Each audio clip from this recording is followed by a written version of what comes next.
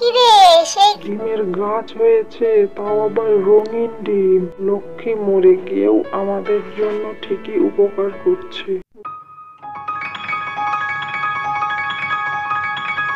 কই গো গিন্নি, খুব তো খিদে পেয়েছে। কোথায় গেলে? কি রান্না করেছো আজ? ঘরে কি কিছু ছিল? যা রান্না করেছো নিয়ে এসো, খুব খিদে লেগেছে। এদিকে এসো, রান্না হয়ে গেছে, এখানে এসে খেয়ে নাও। আবার ওখানে কেন যেতে হবে? এখানেই নিয়ে এসো, এখানেই বসে খেয়ে নি খাবারটা। না না, ওখানে নিয়ে যাব না, এখানেই এসো, তুমি এখানে বসেই খেয়ে নাও খাবার। আচ্ছা ঠিক আছে, ওখানেই আসছি।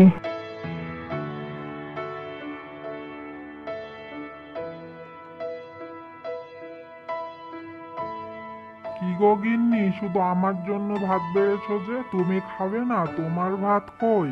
না, আমি খাবো না, তুমি খেয়ে নাও। মেয়ে দুটো তো এখনো আসেনি, ওরা যেন কোথায় গিয়েছে, ওরা আসলেই আমি ওদের সঙ্গে একসঙ্গে খাবো। এ না হয় বুঝলাম, কিন্তু আজ ডিম রান্না করনি কেন? আমাদের যে মুরগিটা আছে লক্ষ্মী, সে কি আজ ডিম দেয়নি?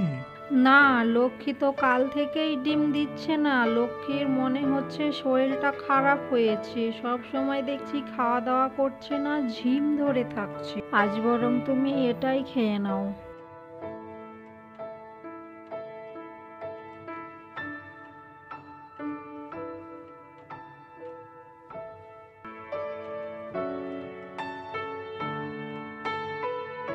গিয়ে দেখি আজ লক্ষ্মী ডিম দিল কি।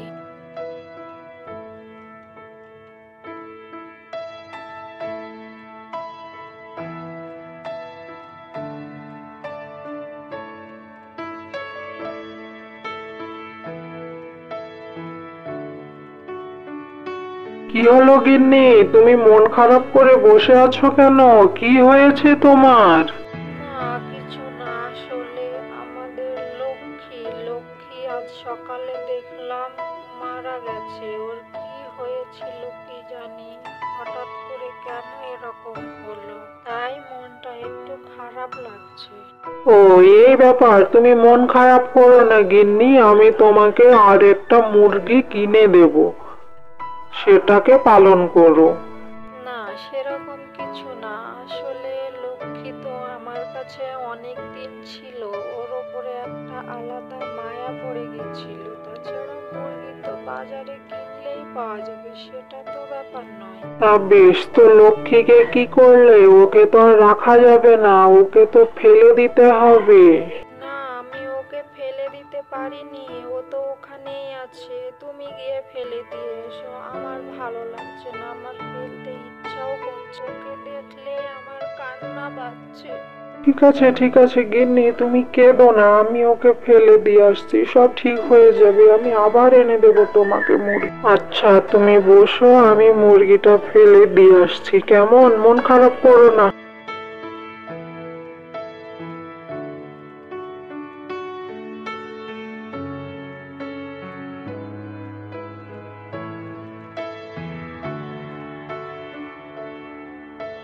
আমি বরং লক্ষ্মীকে ফেলে না দিয়ে এখানে পুঁতে দিই। ফেলে দিলে তো শিয়াল কুকুরে ছিঁড়ে খাবে। আমাদের হাতে পোষা লক্ষ্মীকে শিয়াল কুকুরে খেতে দেব না, আমি এখানেই পুঁতে দিই।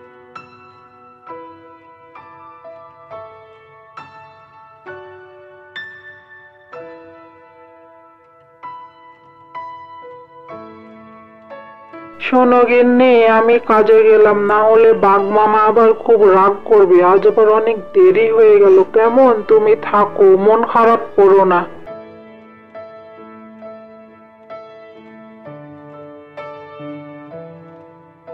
মা, অনেক দিন তো হয়ে গেল লক্ষ্মী আর আমাদের মাঝে নেই, আর ভালো লাগে না মা। লক্ষ্মীর কথা আমাদের খুব মনে পড়ে মা।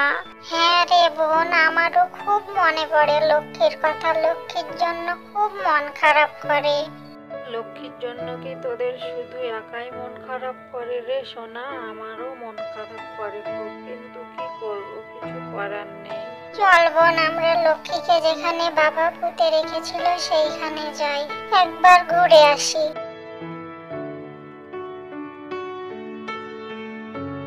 কিরে বোন, এখানে তো দেখছি একটা চারা গাছ বেরিয়েছে। এটা আবার কিসের চারা গাছ? তাই তো দেখছি রে বোন, এখানে তো সত্যি একটা চারা গাছ বেরিয়েছে। সে যাই হোক না কেন, চল আমরা গিয়ে একটু জল নিয়ে এসে চারা গাছটায় জল দিই, গাছটা যেন শুকিয়ে না যায় তার জন্য।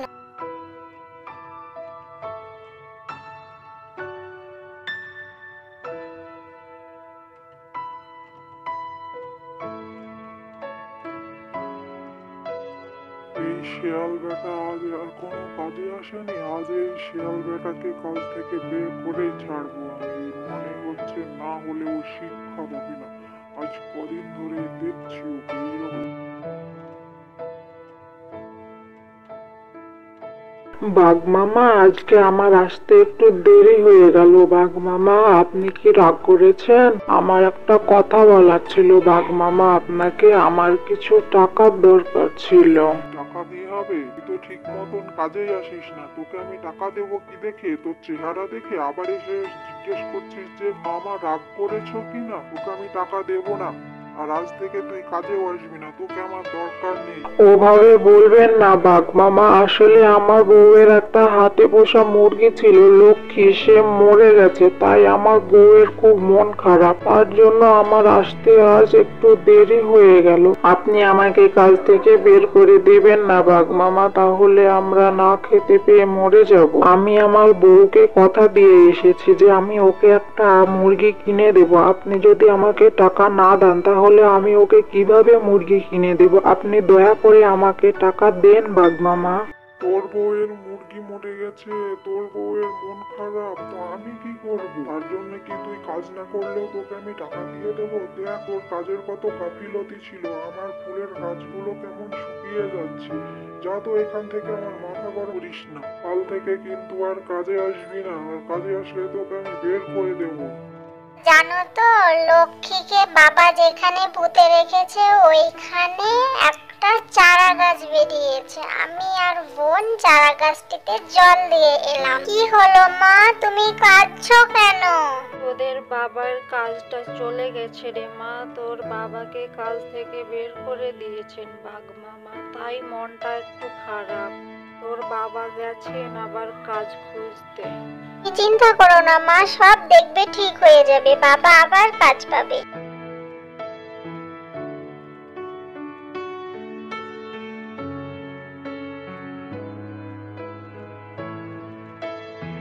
বোন, এগুলো আবার কি রে? সেই চারা গাছটাতে তো রঙিন রঙিন ডিম ধরেছে।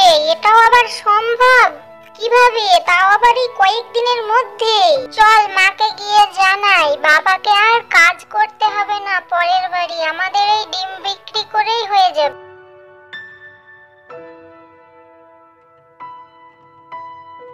মা বাবা, তোমরা আমাদের সঙ্গে চলো, আমাদের তোমাদের কিছু দেখানোর আছে। চলো আমাদের সঙ্গে। তোরা আবার কি দেখাবি রে? কি দেখেছিস তোরা? চল দেখি। মা বাবা, এই দেখো গাছে ডিম ধরেছে, আমাদের আর অভাব থাকবে না, তোমাকে আর কোনো কাজ করতে যেতে হবে না বাবা। তাই তো দেখছি রে মা, এও কি সম্ভব? এখানে ডিমের গাছ হয়েছে, তাও আবার রঙিন ডিম। লক্ষ্মী মরে গিয়েও আমাদের জন্য ঠিকই উপকার করছে। গিন্নি, এখান থেকে কটা ডিম ভেজে দেখো তো খেতে কেমন। যদি ভালো হয় তাহলে আমাদের আর কিছু করা লাগবে না, এগুলো বিক্রি করেই আমাদের সংসার চলে যাবে।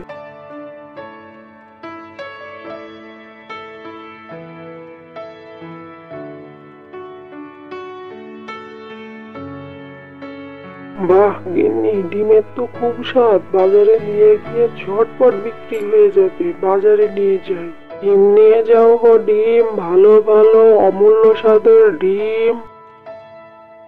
এ আবার কেমন ডিম দাদা, রঙিন রঙিন? দাদা আপনার ডিম কেমন, খেতে কি ভালো হবে? হ্যাঁ হ্যাঁ দিদি, খেতে খুব সুন্দর। আপনি নিয়ে যান, একবার নিয়ে গেলে আবার আসবেন ডিম নিতে। ঠিক আছে, তাহলে আপনার সব ডিমগুলোই আমাকে দিয়ে দিন দাদা, আমার ছেলে মেয়েরা ডিম খেতে খুব পছন্দ করে। গিন্নি, ও গিন্নি, আমাদের সব ডিম বিক্রি হয়ে গেছে গিন্নি। সত্যি বলছো গো, সব ডিম বিক্রি হয়ে গেছে? হে সৃষ্টিকর্তা, তোমাকে অনেক অনেক ধন্যবাদ। লক্ষ্মী, তুই যেখানেই থাকিস ভালো থাকিস, তুই মরে